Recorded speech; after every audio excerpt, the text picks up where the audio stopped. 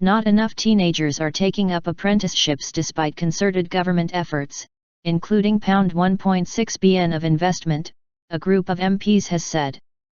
Apprenticeships have increased overall since 2010, but among 16 to 19-year-olds the number has decreased by 10,000. The Commons Education Committee says only apprenticeships offer substantial training with rising future earnings. The government said the report recognized that it had significantly raised the quality of apprenticeships. The committee's report, Apprenticeships and Traineeships for 16 to 19-year-olds, looks at the official figures on the number of young apprentices. It finds that in 2013 to 14, 119,760 teenagers were on apprenticeships. That compares with 129,890 in 2010. Weeded out. The report says direct comparisons between the years before and after 2011 to 12 are not possible, because of changes in the way data is collected. But the general trend shows little or no increase in overall numbers of starts for 16 to 19-year-olds over the last 5 years. The minister suggested to us that the removal of short and program-led apprenticeships had led to 40,000 such schemes for young people being weeded out. This was in response to changes that define apprenticeships as lasting more than 12 months. But it also comes against a backdrop of apprenticeship training schemes being expanded and £1.6 billion worth of government investment since 2012.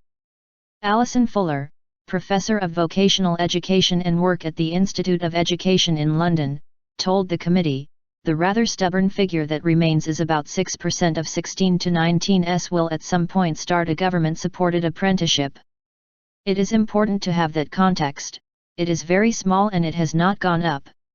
It remains a challenge to increase it.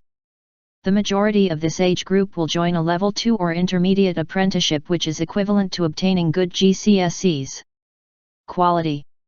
However, the report says these vary in the degree of demand made of the apprentice. It says the government is seeking to increase the number of apprenticeships by extending the range of sectors making them available.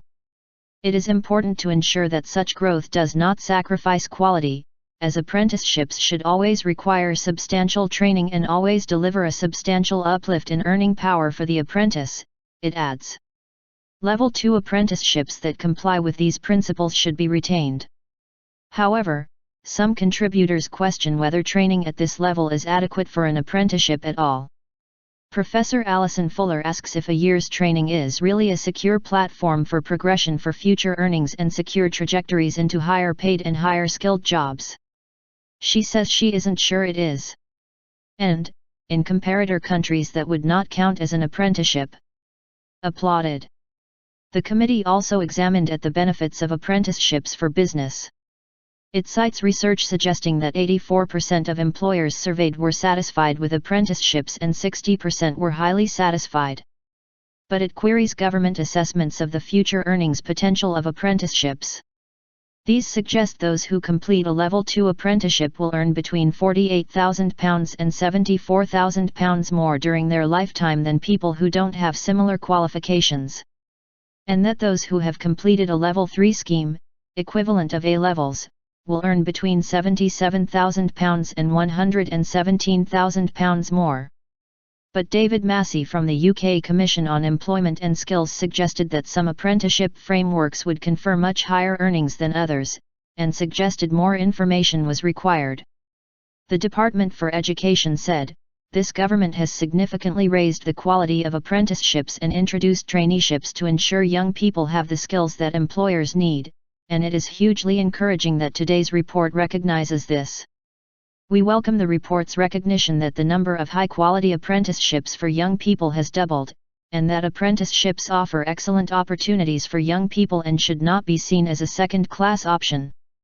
On the eve of National Apprenticeships Week, this is also a timely reminder to employers of the value of apprenticeships and traineeships, and we would urge those who are not doing so already to take this opportunity to offer them.